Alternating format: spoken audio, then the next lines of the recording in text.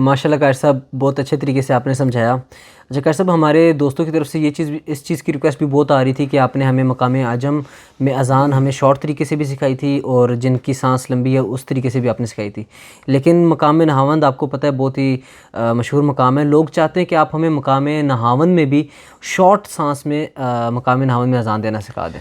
ماشاء اللہ آپ نے ہمارے سوالات کی اس سیکوینس میں جو ہے بڑا اچھا کوسچن یہ بھی کر دیا.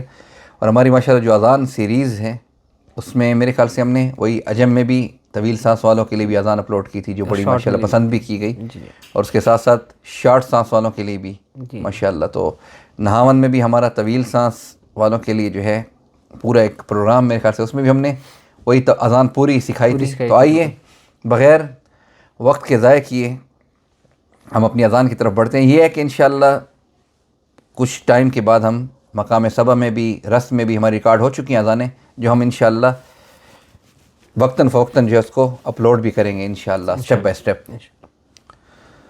تو آئیے میں آپ کو مقام نہاون میں شارٹ اذان دینے کا طریقہ سکھاتا ہوں. اللہ اکبر اللہ اکبر اللہ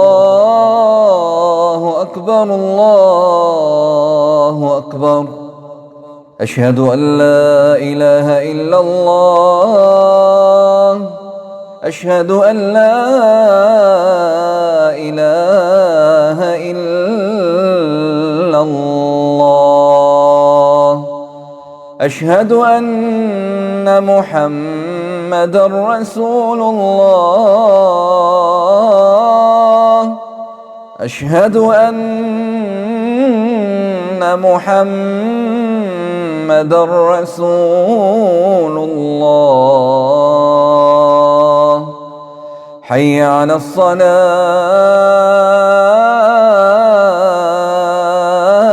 الصلاة حی علی الصلاة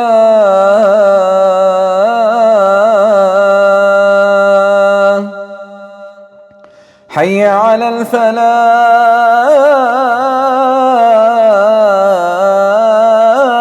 الفلاح حی علی الفلاح.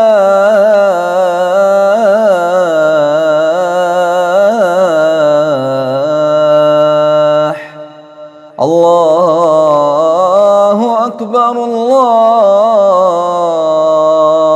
اکبر لا الہ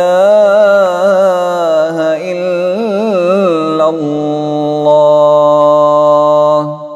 ماشاء اللہ قاری صاحب بہت اچھا بہت عمدہ ماشاء اللہ.